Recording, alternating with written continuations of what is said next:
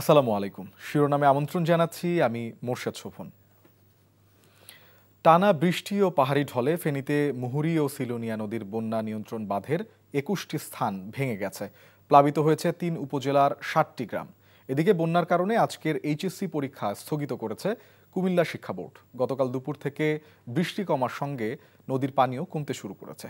৩ নদীর পানি বিপদসীমার নিচ দিয়ে প্রবাহিত হচ্ছে। তবে ভাঙন স্থান দিয়ে পানি প্রবেশ অব্যাহত থাকায় প্লাবিত হচ্ছে নিম্নাঞ্চল। তীব্র স্রোতে পানি প্রবেশ করেছে ছাগলনাইয়া উপজেলার বিভিন্ন গ্রামে। একাধিক সড়ক পানিতে তলিয়ে গিয়ে বন্ধ রয়েছে যান চলাচল। ভোগান্তিতে পড়েছেন ১০,০০০-এর বেশি মানুষ। এদিকে নোয়াখালীর বন্যা পরিস্থিতি স্থিতিশীল রয়েছে। জেলার ৯টি উপজেলায় বর্তমানে ৬৩,৮৬০ পরিবার পানিবন্দী হয়ে পড়েছে এবং দুর্গতদের জন্য আশ্রয়কেন্দ্র খোলা হয়েছে ৪৬৬টি।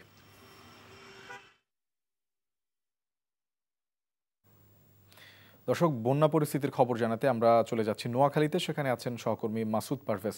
মাসুদ, বন্যা পরিস্থিতির সবশেষ কি তথ্য রয়েছে আপনার কাছে? মানুষজন আশ্রয় কেন্দ্রে আসছে কিনা এবং স্থানীয় প্রশাসনের পক্ষ থেকে কোনো পদক্ষেপ দৃশ্যমান হয়েছে কিনা?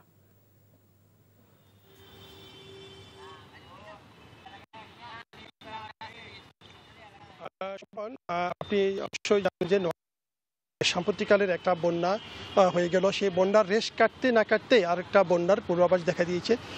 আমি আছি এখন নোয়াখালী জেলা স্কুল মাঠে, যেখানে বা জেলা স্কুল মাঠের মাঠ এবং স্কুলের আঙ্গিনায় পানিতে ভরপুর ছিল।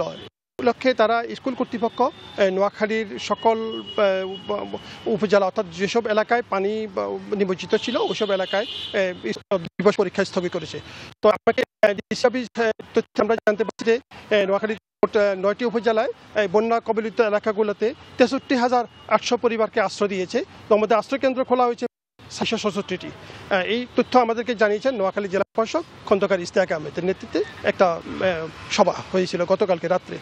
আর আমরা আরেকটা বিষয় আপনাদেরকে জানিয়ে রাখি যে বর্তমানে এসএসসি অর্থাৎ মেট্রিক পরীক্ষার নোয়াখালী সহ সারা দেশে এসএসসি পরীক্ষাগুলো এসএসসি পরীক্ষা স্থগিত করেছে নোয়াখালী, বিশেষ করে আপনার নোয়াখালী সহ পূর্বাঞ্চলের যেসব এলাকা বন্যা কবলিত এলাকা। আর আজকে দুপুর দিকে আপনার ওই যে দুপুর ২টার দিকে পরীক্ষার ফলাফল ঘোষণার কথা রয়েছে। তো আমার কাছে এই ছিল নোয়াখালী সর্বশেষ তথ্য। চলতি বছরের এসএসসি ও সমমানের পরীক্ষায় ফল প্রকাশিত হবে আজ দুপুর ২টা থেকে যে কোনো মোবাইলে SMS, শিক্ষা বোর্ডগুলোর ওয়েবসাইট এবং নিজ নিজ শিক্ষা প্রতিষ্ঠানের মাধ্যমে ফল জানতে পারবে শিক্ষার্থীরা। এই ফল প্রকাশের মাধ্যমে এসএসসি ও সমমানের পরীক্ষায় অংশ নেওয়া ১৯ লাখ পরীক্ষার্থীর অপেক্ষার অবসান হবে। এবছর আগের মতো ফলাফল প্রকাশের কোনো আনুষ্ঠানিকতা থাকছে না। তবে আন্তঃশিক্ষা বোর্ডের পক্ষ থেকে দুপুর ২টায় ঢাকা শিক্ষা বোর্ডের সম্মেলন কক্ষে সাংবাদিকদের কাছে ফলাফলের বিস্তারিত তুলে ধরা হবে। শিক্ষা উপদেষ্টা ডক্টর CR আবরার গতকাল জানিয়েছেন ২ মাসের কম সময়ের মধ্যেই সব বোর্ডের ফলাফল প্রকাশিত হচ্ছে। এবার সব বোর্ড নিজেদের মতো করে ফল প্রকাশ করবে বলেও জানান তিনি। অপার সম্ভাবনাময় পর্যটন খাত ধীরে ধীরে যেন পিছিয়ে পড়ো নীতিতেই চলছে। চরম অবহেলিত এই খাতে স্বাধীনতার এত বছরেও কোনো মহাপরিকল্পনা তৈরি এবং বাস্তবায়নের সমন্বিত উদ্যোগ দেখা যায়নি বলে জানান পর্যটন বিশেষজ্ঞরা। এ খাত সংশ্লিষ্টরা বলেন, রাজনৈতিক অস্থিতিশীলতা ও বাজেট স্বল্পতার পাশাপাশি সদিচ্ছা, সমন্বয়হীনতা আর আন্তরিকতার ঘাটতি প্রকট পর্যটন শিল্প বিকাশে। নিয়ামুল আজিজ সাদিকের রিপোর্ট।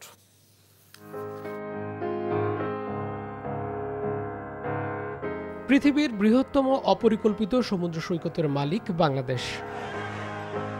দেশের উপচে পড়া পর্যটকদের ভিড়ে কালেভদ্রে বিদেশি পর্যটক আসেন এখানে। অপরিকল্পিত স্থাপনায় পর্যটন ব্যবসার প্রায় পুরোটাই বেসরকারি খাতের নিয়ন্ত্রণে।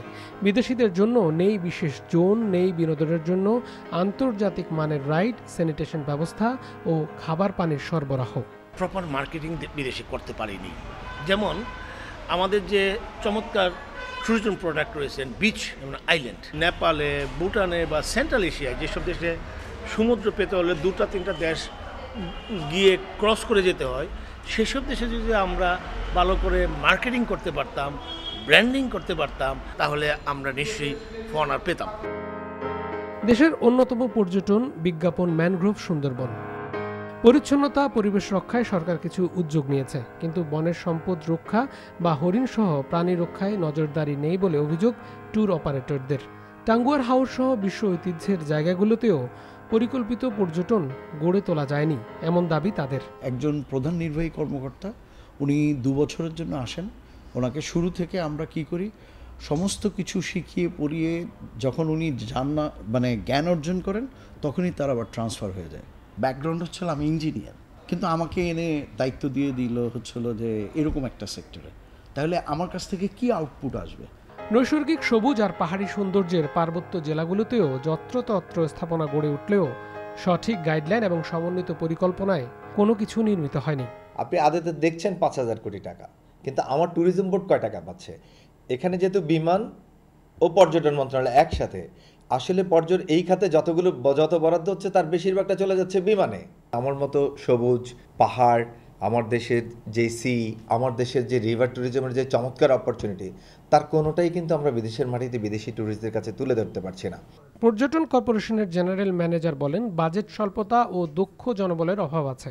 বলেন, অগ্রাধিকার খাত হিসেবে এটিকে বিকাশের উদ্যোগও কম। প্রেজেন্টেশনটা আমাদের একটু দুর্বলতা আছে, যেমন বিদেশি পর্যটকরা যে একটু অন্ধকার গিঞ্জি এগুলো একটু ডিসলাইক করে। প্ল্যানিংয়ের জায়গাটা হলো যে আসলে অ্যাওয়ারনেসটা ইম্পর্টেন্ট। র মেটেরিয়ালসটা কেনার থেকে শুরু করে একদম প্রসেসিং, ফুড প্রসেসিং, আপনার রান্না করা এবং আপনার পরিবেশন পর্যায় পর্যন্ত মানে টুরিস্টের সামনে দেওয়া, একটা নান্দনিক ওয়েতে একটু প্যাকেজিংটা সার্ভিসটা ইম্পর্টেন্ট।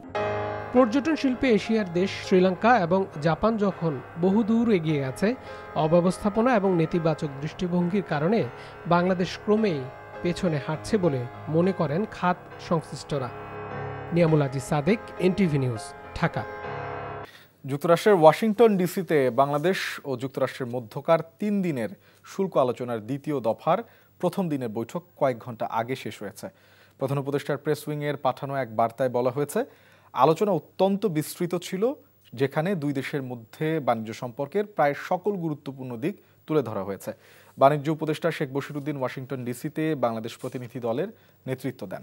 জাতীয় নিরাপত্তা উপদেষ্টা ডক্টর খলিলুর রহমান, প্রধান উপদেষ্টার আইসিটি ও টেলিযোগাযোগ বিষয়ক বিশেষ সহকারী ফয়েজ আহমেদ তৈয়ব ঢাকা থেকে ভার্চুয়ালি আলোচনায় যোগ দেন। কৃষি, জ্বালানি, বাণিজ্য এবং কপিরাইট সংস্থাগুলোর ঊর্ধ্বতন মার্কিন কর্মকর্তারাও বৈঠকে যোগ দেন। উভয় পক্ষ বৃহস্পতিবার বাংলাদেশ সময় রাত 9টায় তাদের বৈঠক আবারও শুরু করবে। শুক্রবারও আলোচনা চলবে। শিরোনাম এইটুকুই। 12টায় মধ্যাহ্নের খবর দেখার আমন্ত্রণ রইল। ধন্যবাদ সবাইকে।